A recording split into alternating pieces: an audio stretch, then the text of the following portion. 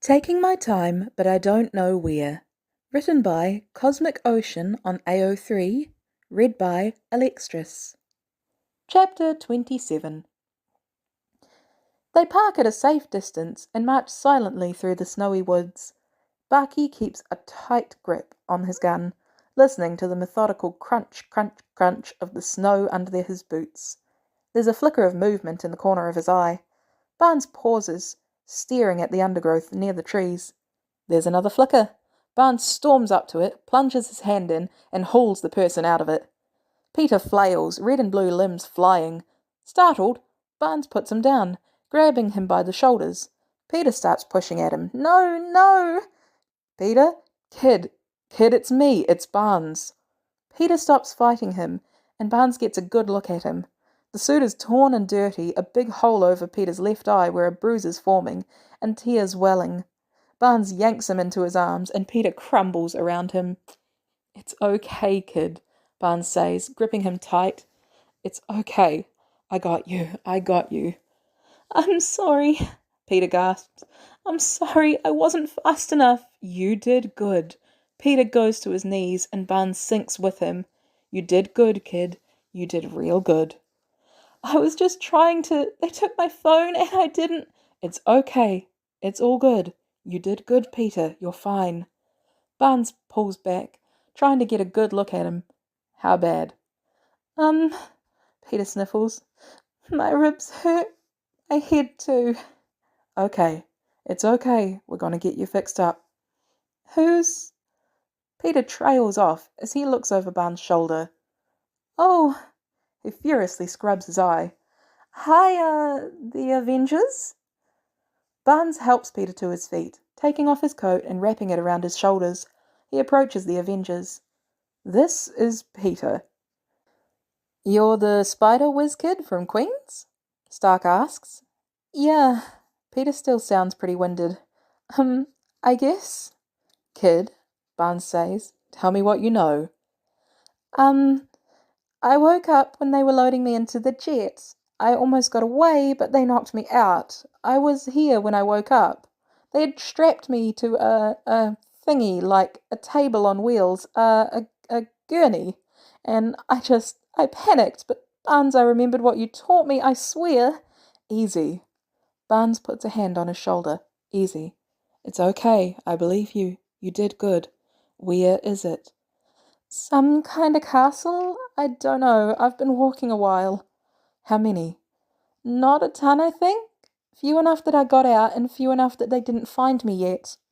Okay. Barnes takes a deep breath. Okay. Banner, Thor, and I will stay with the kid, Natalia says. One of his PhDs is in medicine. We'll stay with the jet, look after him, stop anybody who comes looking. Barnes nods. Okay. He pulls his phone out. Call your aunt. She's worried sick. Peter looks down at the phone. Barnes, I want you to stay here. No. Then I want to go with you. Absolutely not. Barnes, they shot you. Steve blinks, looking at Barnes in alarm. You've been shot? It wasn't a significant bullet. Barnes looks down at Peter. Kid, I gotta fix this. Peter looks at him with a trembling face, and Barnes goes to his knees, putting either hand on his shoulder.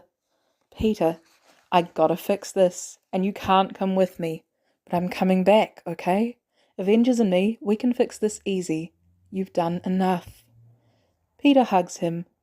Barnes rests a gentle hand on the back of his head. I'm coming back, he whispers. I promise. He pulls back. Call your aunt.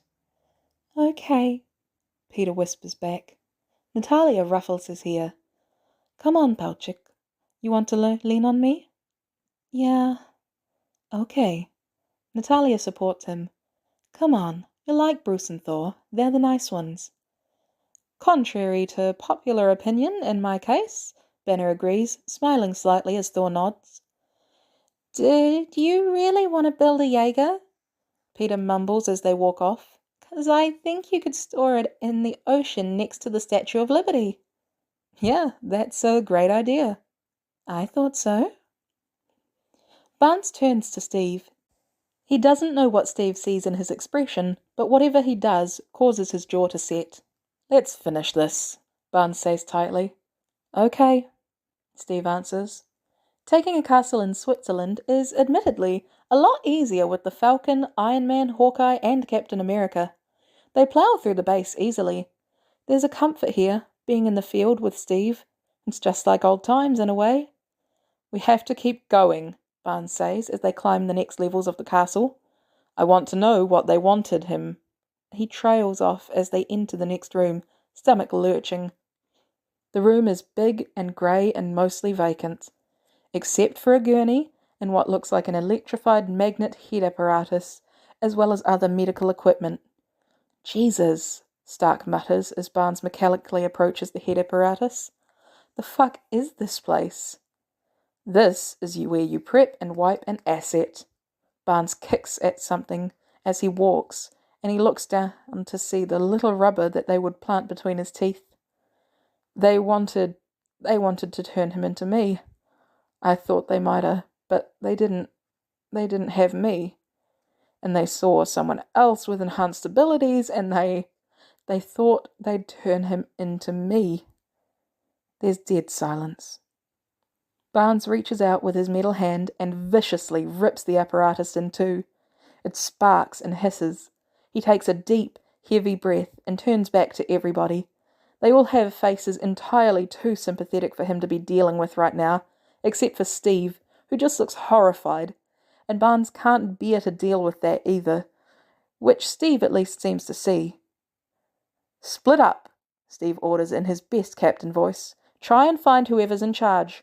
Bring him in alive." Barnes nods tightly, and they set off into the base. Barnes climbs level after level. He kills anybody who gets in his way. He's not feeling particularly forgiving. He makes it outside to the helipad outside of the castle, where he sees a small jet and 2 guards around the man from before, the pointy-looking man with the moustache.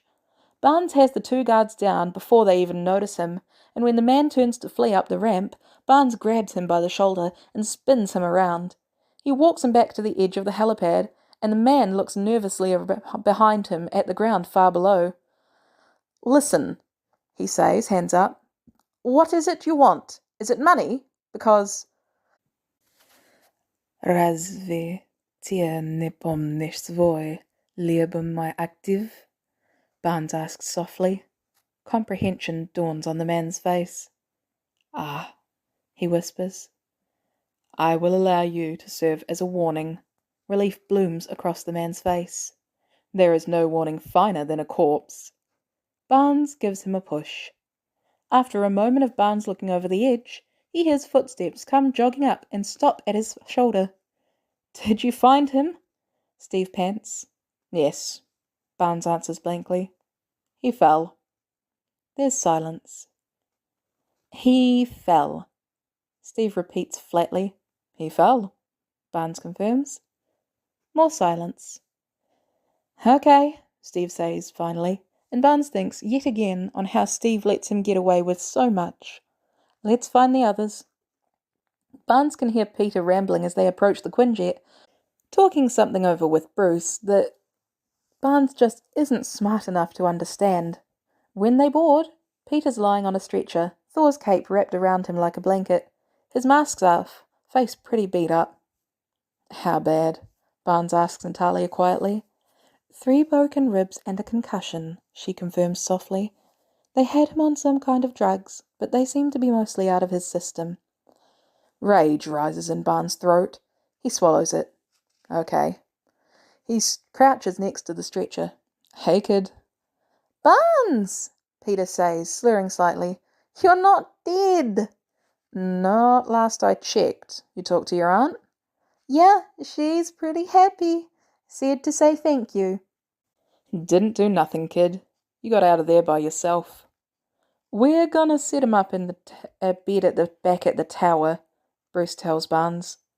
"Okay." Barnes looks at Peter.